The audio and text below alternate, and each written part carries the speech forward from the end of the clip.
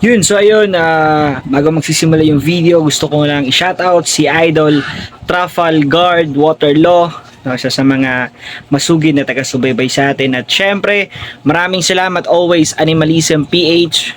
Syempre, kay Ninong Giovanni Mayol sa walang sawang pagsuporta sa atin sa mga ginagawa nating hakbang. Yun. Peace out and panoorin na lang ang buong video. Let's go!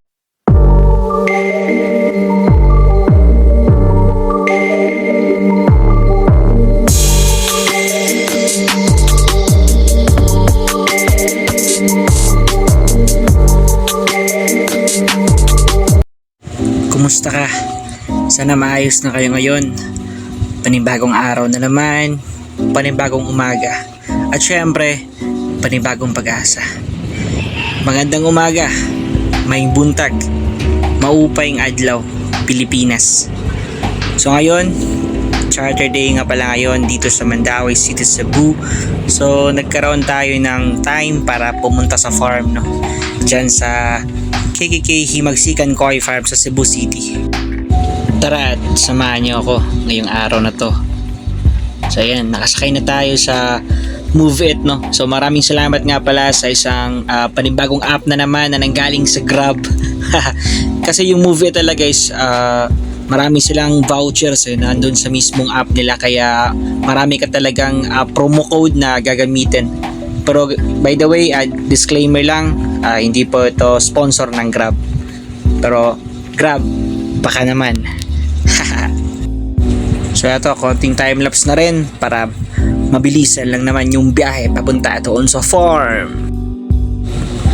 At yun, at sa mga hindi nakakaalam, ito yung isa sa mga pinaka-favorite ko talaga na palaging may dapat may shots talaga ako dito sa mismong lugar na to sa tuwing nagba-vlog ako, lalong-lalo na kapag papunta ko sa farm.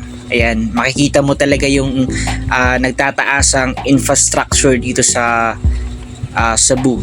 Ayan. Bali, yung flyover na to is pagbaba mo, ayan, papuntang Ayala na rin yan. Ayan. Kita na naman, may mga bagong building na naman na tinatayo. Sobrang progressive talaga ng Cebu. No, kung hindi mo na itatanong. So parang ano na rin para siyang BGC, di ba? O parang nasa Manila ka na rin kung susumahin talaga, kasi dami ng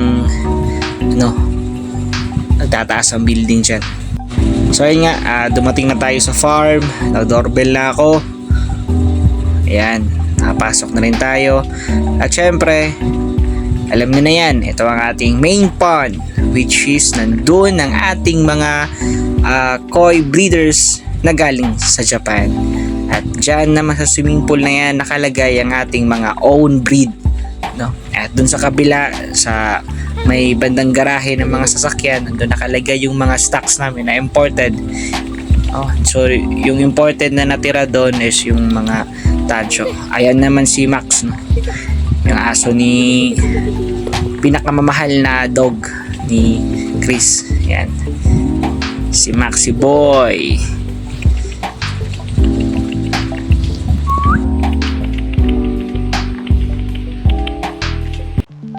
So yun nga, ngayong araw na to gagawa pala tayo ng Baki shower para sa aming main pond dyan sa KKK Koi Farm. Ayan.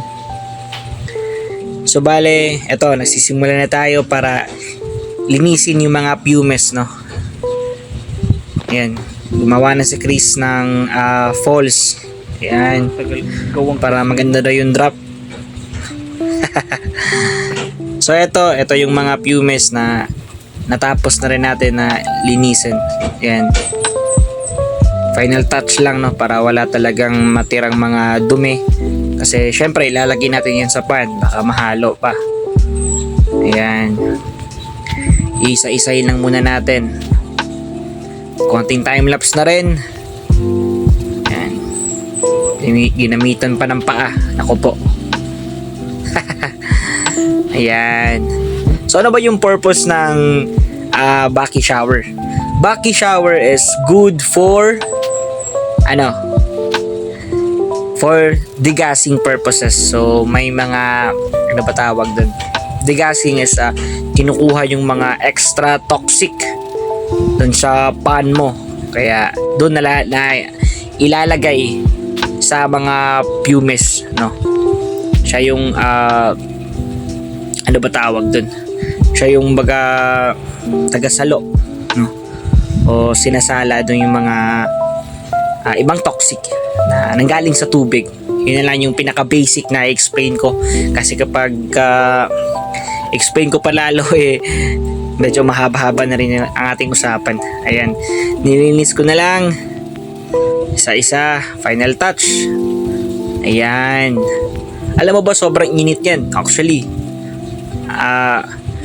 Panisabi ako dyan kay Chris na ang init na, parang hindi ko na kaya, no? Para akong hina-high blood sa sobrang init. Pero alam mo guys, para sa akin talaga, hindi ko talaga iniinda yung pagod kasi kung isipin mo talaga na ay pagod na ako, hindi pwede yun.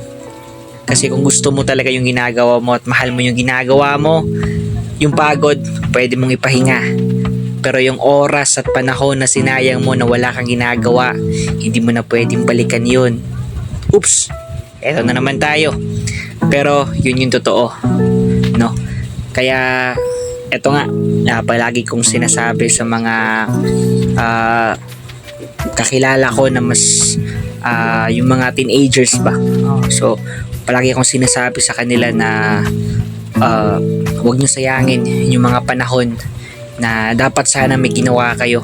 Kasi kapag dumating yung panahon na tumanda na tayo, yung mga panahon, oras, araw, linggo, buwan, tsaka taon at pati na rin dekada na sinayang mo sa pagtatambay-tambay mo lang dyan at wala kang ginagawa, naku po, tatanda tayo ng paurong. So ayan, konting pasilip na rin, medyo mahaba-haba talaga yung usapan natin, no, kapag ako nagsasalita. Ayan, ito yung aming mga own breed nga pala, no. And meron Tansho, merong Binigoy, at merong Kuhaku at Showa at Yutsuri. So ayan, malapit na kami matapos dyan.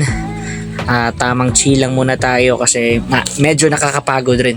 Pero go lang ng go, no? Kasi balang araw magbubunga rin lahat ng mga pinagpaguran natin.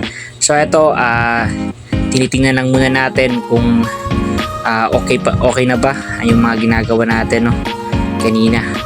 So ayan, tamang chill lang muna tayo sa main pond.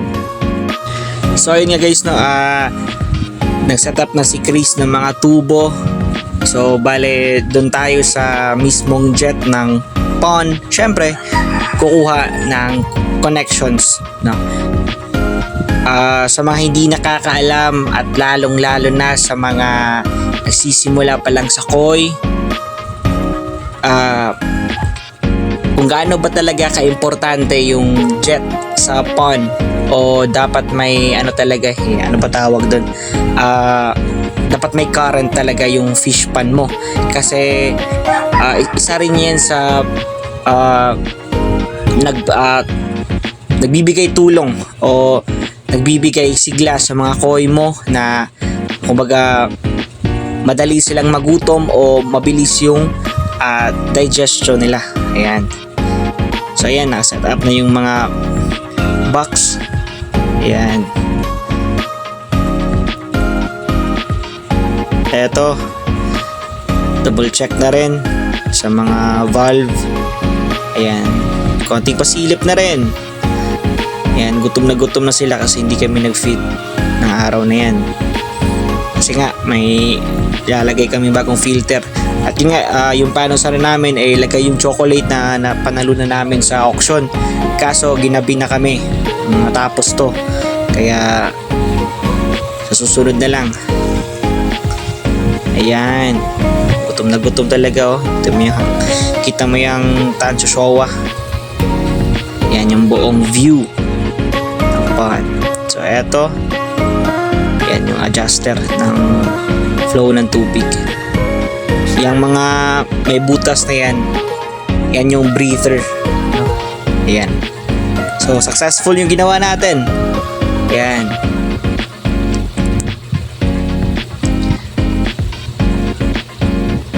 Ganda. Bucky shower. Ayan yung kabuuan. Tingnan natin. Ang successful ba talaga? Ayun! Yun nga no. Bucky shower brought you by KKK Himagsikan Koi Farm. Ayan, sobrang ganda. At isa rin yun sa mga tumutulong sa atin, no? Para mapaganda lalo yung cycle ng ating koi pond, yung Bucky shower. Syempre, kung hindi nyo na itatanong. Ayan. Muntik pa mahulog yung cellphone ko dyan eh.